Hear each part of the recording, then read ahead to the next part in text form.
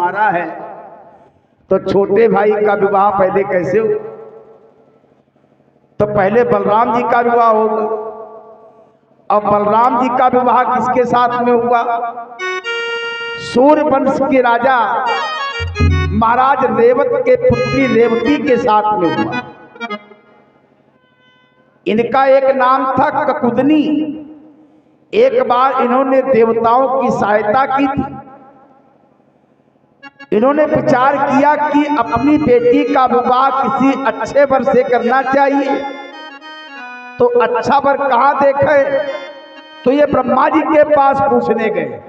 कहाँ गए? ब्रह्मा जी के पास पूछने गए। जब ब्रह्मा जी के यहाँ ये पहुंचे और इनका नंबर आया, तो ब्रह्मा जी ने कहा कि भैया जब से तुम आए हो तब से त्रेता भी निकल गया, अब द्वापर चल रहा है। ये सतयुग के राजा थे, त्रेता निकल गया, द्वापर चल रहा है। अब बोले द्वापर भी खत्म होने वाला है। अब बोले इस समय द्वारिका में बलराम जी हैं, उन्हीं के साथ अपनी बेटी का विवाह कर दे। तो रेवती माता के साथ में बलराम जी का विवाह हुआ। लेकिन एक समस्या है कि बलराम जी 7 हाथ के हैं और माता रेवती कई हाथ की है।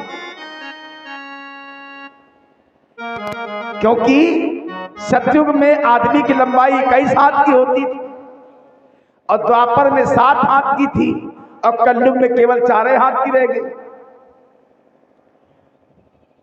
तो भगवान कृष्ण जो है बलराम जी को चिढ़ाते रहते कि भैया भाभी बढ़िया लाए हो, कभी सीढ़ी की आवश्यकता नहीं पड़ेगी। क्यों भाई? तो एक दिन बलराम जी को बड़ा गुस्सा आया।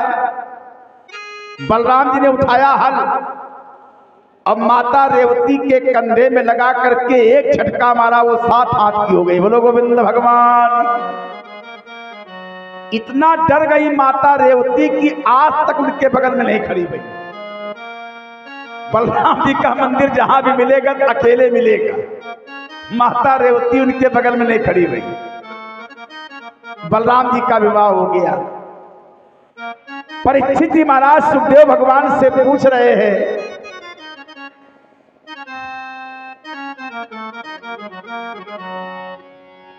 कि भगवान भीष्म सुताम रुक्मणी मृतराननाम राक्षसेन विधानेन उपयेमि इति श्रुतम। कह रहे कि मैंने सुना है कि भगवान द्वारकाधीश जी ने रुक्मिणी जी से पहला विवाह किया और विवाह जो किया है वो राक्षसी विध से किया। राक्षसी विध माने क्या होता है? किसी का हरण करना। तो परीक्षित जी ने कहा कि ठाकुर जी ने हरण करके विवाह क्यों किया? ये तो गलत है। किसी की कन्या का हरण करना और विवाह करना। सुखदेव भगवान ने कहा पहले पूरी बात समझनी चाहिए तब बोलना चाहिए। भाई रुक्मिणी जी का अगर हरण किया है तो इसमें रुक्मिणी जी की इच्छा थी, पहली बात। दूसरी बात, रुक्मिणी के जो पिता थे महाराज भीष्म, उनकी भी इच्छा थी कि अपनी बेटी का विवाह हम कृष्ण के साथ करें। लेकिन रुक्मिणी का जो भाई था रुक्मी, ये नहीं तैयार था। ये कहता था कि कृष्ण के पिता का पता ही नहीं है। कोई कहता वसुदेव का लड़का है और कोई कहता नंद का लड़का है। जिसका गोत्र नहीं मालूम, जिसका पिता सही नहीं है, पहली बात। दूसरी बात, जिंदगी भर गैया चराइए। आज राजा हो गया है तो क्या हमारी बराबरी का हो सकता है? पहली बात। दूसरी बात, भगवान कृष्ण के जो शत्रु हैं उनका वो मित्र है, शिशुपाल का मित्र है, जरासंध का मित्र है, वक्रदंत का मित्र है। तो रुक्मी ने क्या किया कि रुक्मी ने अपनी बहन का विवाह शिशुपाल के साथ में तय किया। सुखदेव भगवान कहते हैं कि रुक्मी ने शिशुपाल के साथ में विवाह तय कर दिया और रुक्मिणी जी को महल में नजरबंद कर दिया। अब कल बारात आनी है। रुक्मिणी जी बड़ा परेशान है, क्योंकि रुक्मिणी जी ने अपने हृदय में भगवान का चित्रण करके भगवान को पति मान लिया। एक बार नारद जी आए और उन्होंने महाराज भीष्मक को जिस समय भगवान के सुंदर गुण सुनाए तो माता रुक्मिणी ने छिप करके सुन लिया, तो भगवान का सुंदर रूप उनके हृदय में बन गया। लेकिन अब समस्या है कि शिशुपाल के साथ विवाह तय कर दिया गया है, तो रुक्मिणी बड़ा परेशान थी। लेकिन रुक्मिणी की जो भाभी थी वो रुक्मिणी की सखी थी। तो एक ब्राह्मण को रुक्मिणी ने बुलाया। एक ब्राह्मण को बुला करके रुक्मिणी जी ने एक पत्र दिया। अब बोले ये पत्र ले जा करके द्वारकाधीश को तुम्हें देना है। माता रुक्मिणी ने आशीर्वाद दिया ब्राह्मणों को वहीं से ध्यान दीजिएगा, क्योंकि रुक्मिणी जी लक्ष्मी जी का अवतार है। जिस समय भृगु ऋषि ने चरण का प्रहार किया था तो लक्ष्मी जी ने श्राप दिया था कि हम ब्राह्मणों घर में लौट के नहीं आए। लेकिन आज रुक्मिणी जी कह रही हैं कि अगर तुमने ये काम किया तो फिर ब्राह्मणों के घर में हम आ जाएं। तो ब्राह्मण जो है पत्र लेकर के द्वारका पहुंचा, और जिस समय द्वारका पहुंचा और भगवान को मालूम हुआ तो भगवान स्वागत करने के लिए आए, क्योंकि भगवान सदैव ब्राह्मणों का स्वागत करते हैं। राजा चला रे, राजा चला रे, एक योगी को मनाने। राजा चला रे, एक योगी को मनाने। राजा चला रे, एक योगी को मनाने। योगी को मनाने, योगी को मनाने, योगी को मनाने। राजा चला रे, राजा चला रे, एक योगी को मनाने। राजा चला रे, एक योगी को मनाने। चरण पखारी की नयति पूजा, चरण पखारो की नयति पूजा।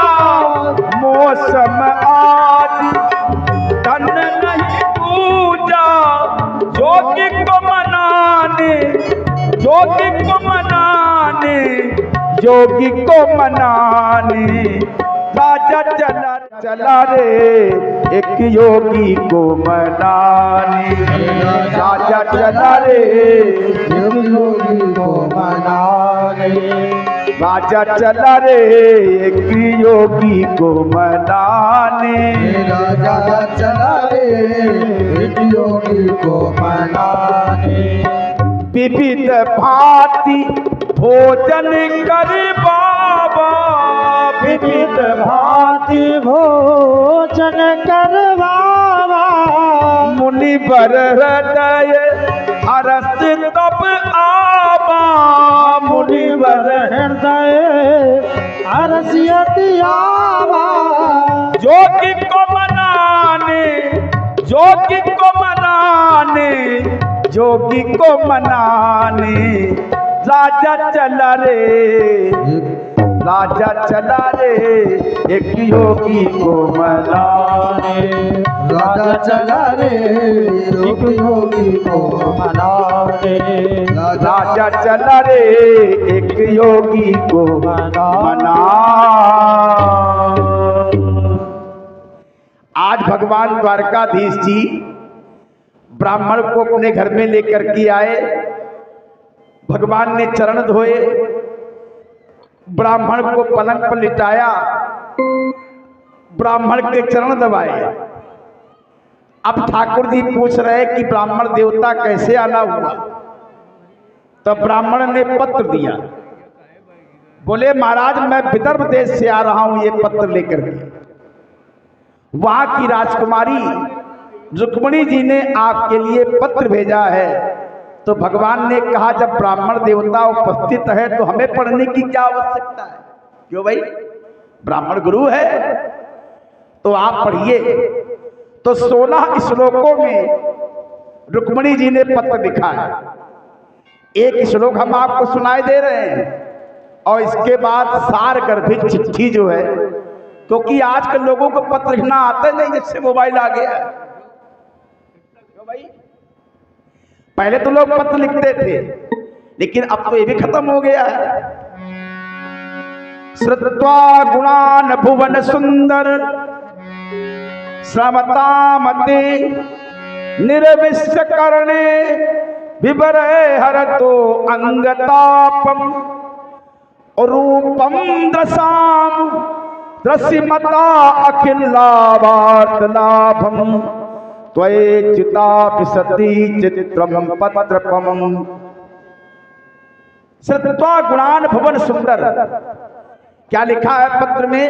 रुक्मिणी जी ने पत्र में लिखा है कि हे अच्युत, भगवान को अच्युत कहा है क्योंकि अच्युत केवल भगवान ही है, दूसरा कोई नहीं है। शंकर जी को भी अच्युत नहीं कहा गया, ठीक है। अच्युतम केशवम राम नारायणम, क्योंकि काम जो है ये भगवान नारायण को पराजित नहीं कर पाया। हे अच्युत, हे भुवन सुंदर। भुवन सुंदर माने 14 भुवन में भगवान से सुंदर कोई नहीं है। 14 भुवन एक पति हुई, भूत द्रोह तिष्ठय नहीं सुनी। तो कह रही है कि आप त्रिभुवन सुंदर हैं, आपकी महिमा मैंने बहुत सुनी है, लेकिन कभी देखा नहीं। रुक्मिणी जी ने भगवान को देखा नहीं, केवल सुना है। आपकी प्रशंसा सुनते सुनते मेरे हृदय पटल में आपका सुंदर चित्र अंकित हो गया है। मैंने अपने हृदय में आपका एक चित्र बना लिया है।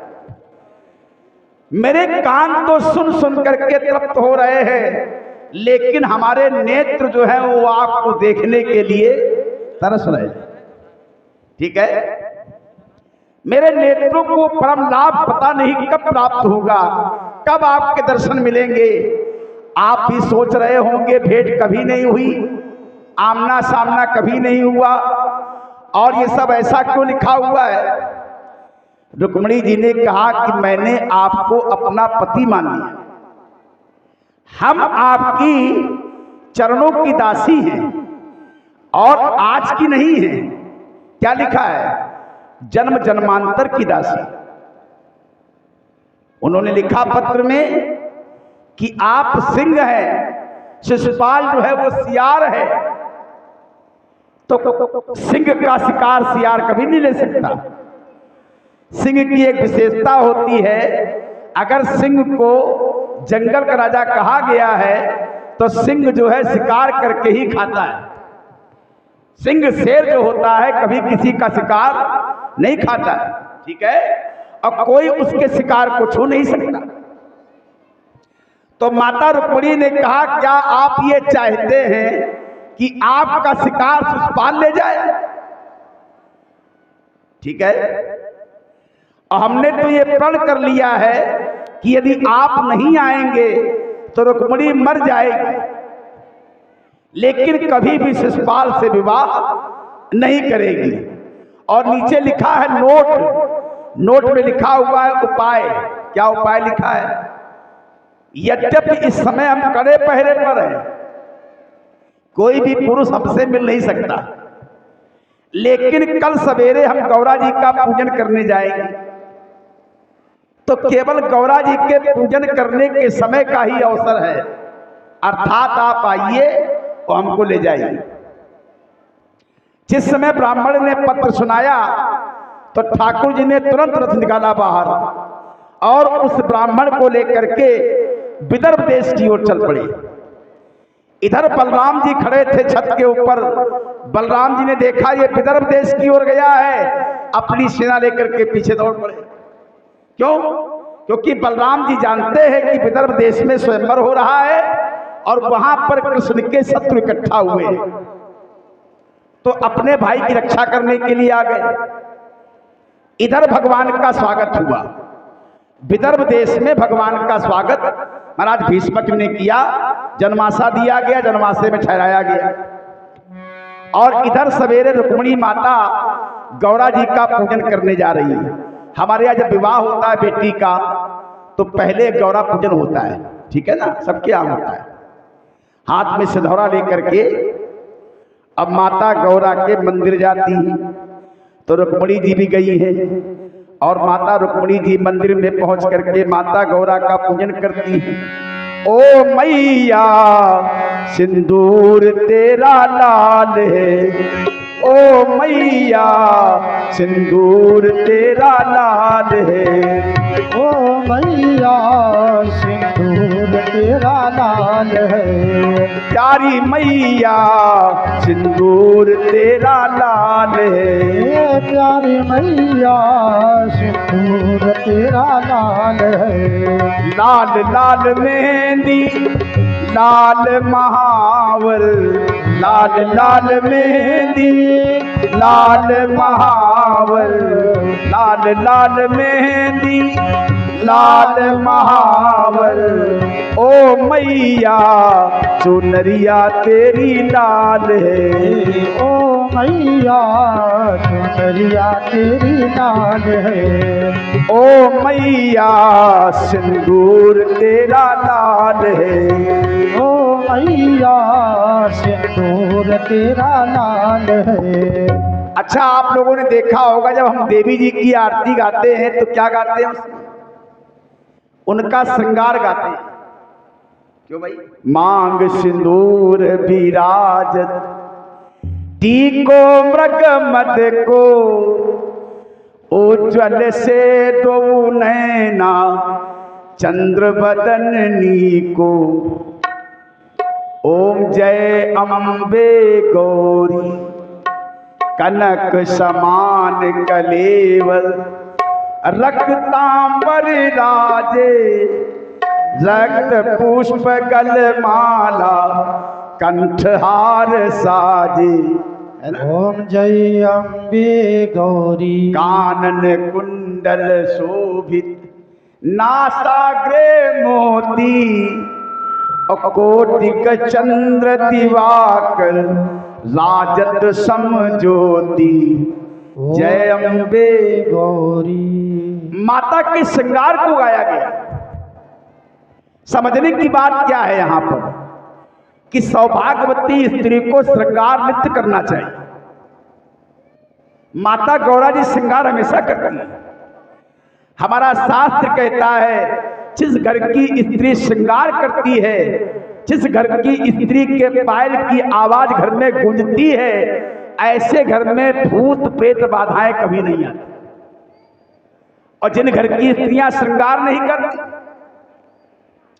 उनके यहां बाधाएं प्रवेश कर जाती हैं। सावधान, श्रृंगार अगर आपका है तो श्रृंगार आपको करना है।